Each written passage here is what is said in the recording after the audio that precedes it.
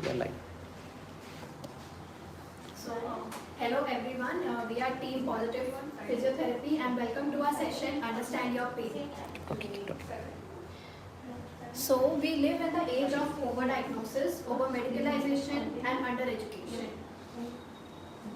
So, with this webinar, we are aiming to explain you that why a patient in chronic pain is actually experiencing that pain so that the patient can understand their pain better and self-manage their pain.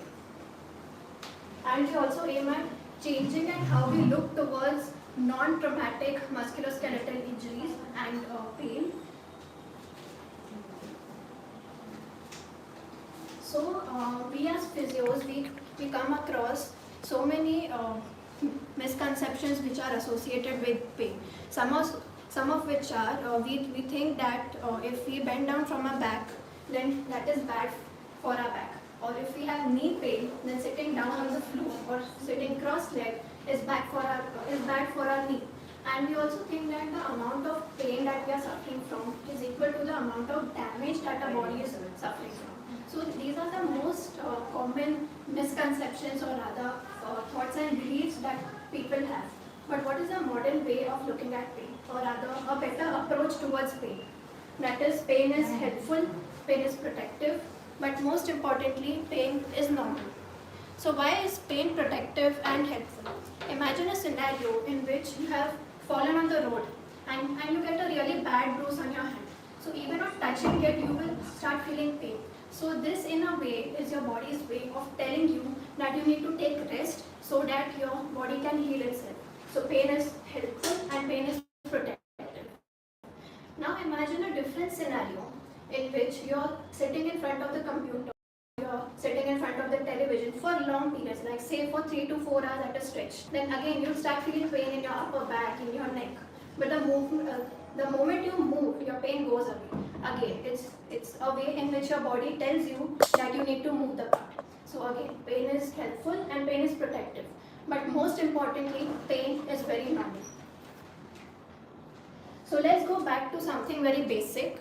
We have so many receptors in our body. So these receptors are cells which will take information from the surroundings to our brain. So these receptors will take information of what is happening around us, what is happening to our body and what is happening inside our body. So once all these incoming signals are reaching the brain, what does the brain do? The brain will evaluate all these incoming messages into something known as SIMS and DIMS. Now what is SIMS and DIMS? SIMS is safety is in me and DIMS are dangers in me. So if your brain concludes that the evidence of safety is more than the evidence of danger, then you will have less pain or no pain. But if your brain concludes that the evidence of danger is more than the evidence of safety is in me, then you will have pain or a lot of pain. So what are these SIMS and DIMS?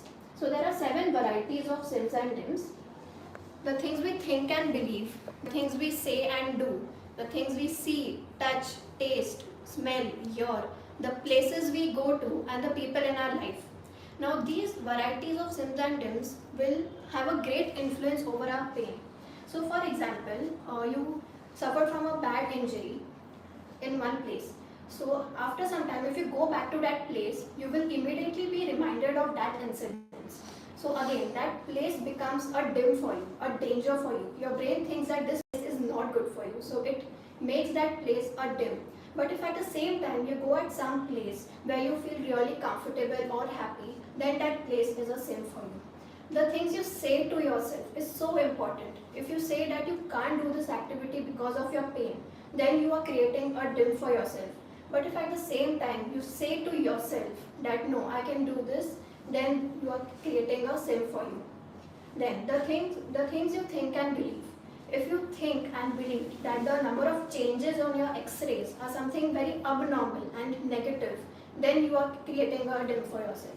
But if you believe that these x-ray changes are very normal after a certain age and your healthcare provider can actually help you with your pain, then you are creating a sim for yourself.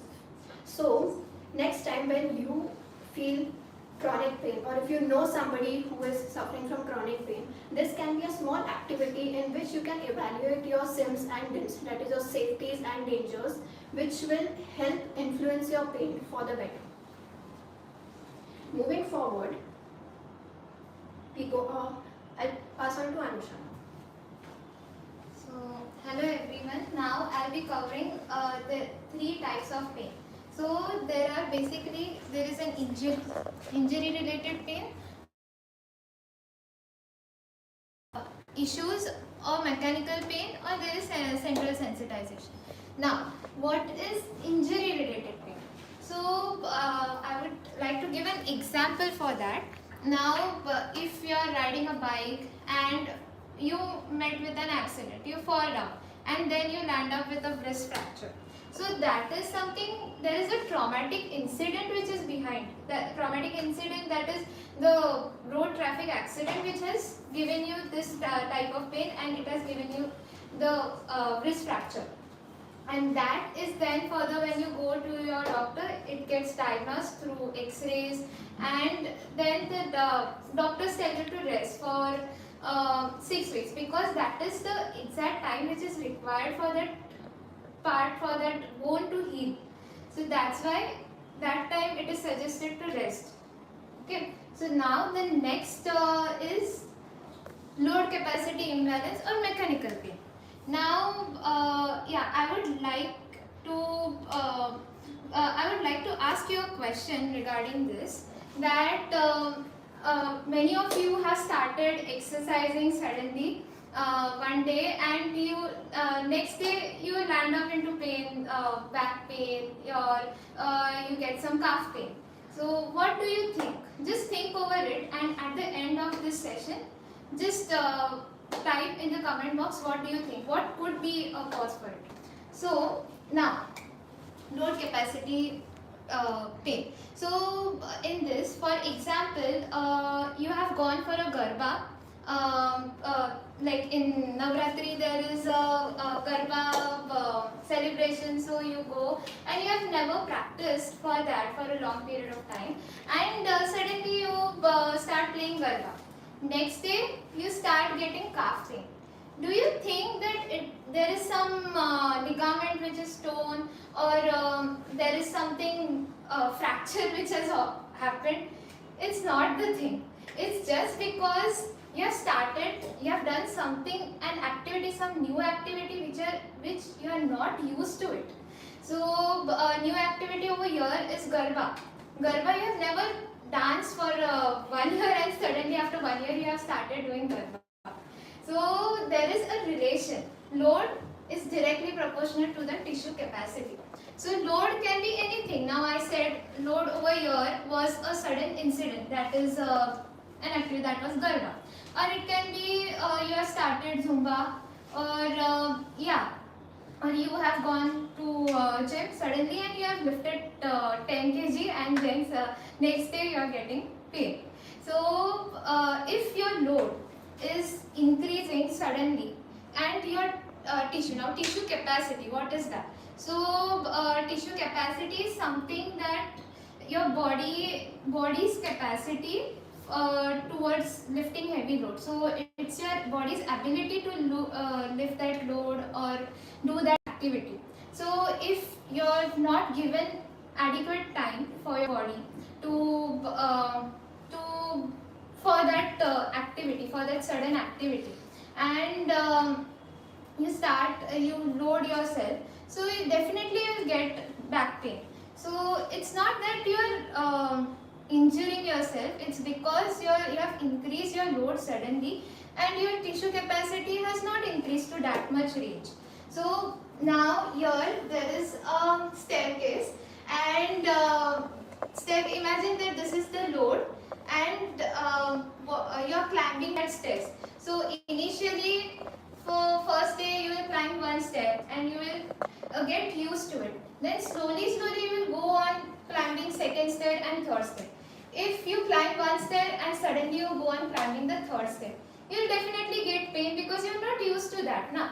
So that's why. So now this tissue capacity, what I have told you, it also depends on many factors. As Ananya said earlier, that it can be because of the sims and dims around you, or it can be because of the less rest you have taken. Means if for one day, like if you have gone to play garba and day before that you have not slept for enough period of time, then definitely you will get pain the next day. Also, it can be because of poor nutrition. Now, nutrition in the sense, if you have if you have increased weight suddenly in 1 month, so definitely, and if you are walking, if you have walked, if you have not used to the walking for 6 kilometers, and if you have started walking, so definitely you will get pain in that case. And it also depends on your health also, whether you have any illness or anything. So also I want to add on to this. Now many people say that you have a flat feet and that's why you should not do this exercise and that. But have you seen Paralympics? They are taking part in nationals and they are getting medals. They have abnormalities, but still they are getting medals. It's not like they are not. It's not like they are developing pain and they'll sit back at home. So that's because they have given that adequate period of time for their body to get adapted to that load, and that's why they are winning the medals. So just don't think that you have a flat feet or you have something else or you have a excessive lordosis, so you won't be able to do exercise, you will end up into injury. It's not like that case.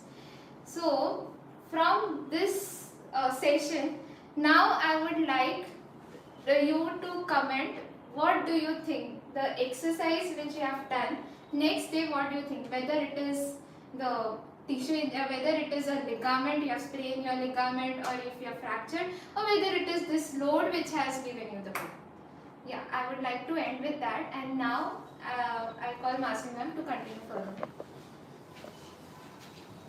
Hello everyone, this is Dr. Masina here. So now let's talk about something called as sensitization. So what is sensitization? So imagine you had a fracture 6 weeks back and now everything is healed. The sutures are healed, the bone is healed, but still on palpation of that scar, you feel tremendous pain. So what is it? The pain that you are feeling is because of sensitization. So there are two forms of sensitization. One, peripheral, the one that you are feeling over here, and the other is central sensitization. So it is something that is building up in the brain. So all pain states involve varying degrees of central sensitization. It is not a disease, not a diagnosis. So now the structures around here have been sensitized to even mildest of the touch. So if you had a very painful experience anytime, the neurons and the receptors, they recognize that, and that pain, that kind of trigger is going to stay. So even mildest form of the trigger, like even a wind blowing across it, is going to be amplified and then undertaken as something that is very harmful to that particular structure.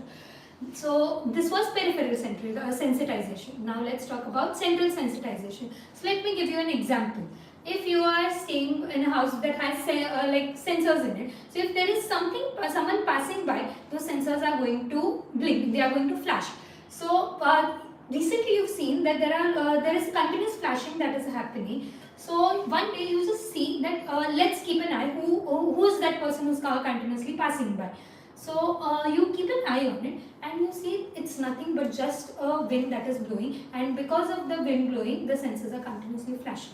So now this is the same example of central sensitization. So even mildest of the thing and the brain amplifies it, and the reception is central sensitization. So now this explains the persistent pain which is there, the chronic back pain which is staying for like more than 3 months. So it is not the lifting something from the ground that is giving you that pain, but the notion that is set in that if anything you are going to lift from the floor, that is going to hamper. If you are lifting your grandchild from the kid, that wouldn't give you pain. But still, if someone would ask you to lift a cooker 8 kilos from the floor, that might thinking that that is heavy, that might give you pain. So this is central sensitization. Now, there are other factors that are going to increase the pain that is there.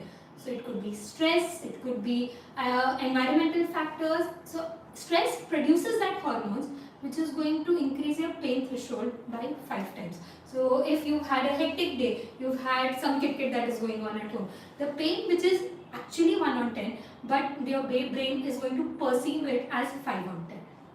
And the good part is that this sensitization is reversible. So let's look onto it. How? So this is the graph which shows about healing of the structure. So in the initial few days when there is some injury that has happened, so the few days there is actually inflammation and scarring that happens. So this is the period when a structure was actually it was actually injured, and now there is healing. So the pain which is there in this particular period is real. But after that, so after 3 weeks, even bones heal in 3 weeks. So now after that, the pain that is there is not attributed to the inflammation or the healing, but now it is attributed to the pain that is associated with the neuroimmune system, that is the sensitization. So after 3 weeks, the pain that is associated with the tissues reduce, and the neuroimmune system related pain is going to be dominant. And this is valid in all kind of chronic cases. Osteoarthritic knee pain, spondylosis, any tennis elbow, which is going to be more than 3 weeks. So now central sensitization exactly is the change that occurs after a peripheral input is put, and sometimes it remains even after the original injury is healed. So now it is influenced by the biological, psychological and the sociological factors. So this is going to include any form of stress that you are putting, what is your nutrition, what is your hydration, how are the conditions around you, how much is your workload, what are your like how many hours are you working, everything dependent on it. And now we've spoken a lot about sensitization, but let's see how do we solve it. So like I said, the good part is it is reversible. So if I would like to give you a very short answer, it is graded exposure. So graded exposure is you are going to start with very mild form of movement, but you are going to move. Any kind of pain doesn't allow you to sit unless and until it like if there are red flags. But now you have to start getting back to movements, but slowly. So if in case going for a 6-kilometer marathon was giving you pain, start with 1 kilometer walk and then slowly go on progressing it into 2 kilometers walk that you're going to run. But this is graded exposure. So like a lot of our knee OA patients say sitting and standing from the floor is difficult. Start from a chair, then go to a lower stool and then start going from the floor. And trust me, that is going to be a lot better and your knees are going to be fine. The next thing is find and practice SIMS. So like Ananya said, there are a lot of safeties in me that are around us. So like you would like to go to the temple, or few of us might be liking to go into a good place, good vacation place. So just try finding her. So if going to the temple is making you feel a lot better, go walk to the temple and then come back. So this is going to help you with your knee pain, and this is going to make you feel a lot better. This is going to reduce the sensitization that was there, that walking is going to give you pain. So that sensitization is going to be reduced because that particular activity is inducing a good feeling in you. The next is relaxation and meditation techniques. These techniques have proved to produce oxytocin in your brain, which is calming and a pleasure hormone. So it again it is a kind of sim that you are doing. So once this helps in reducing your stress, and hence it is going to help you reduce your pain perception a lot better.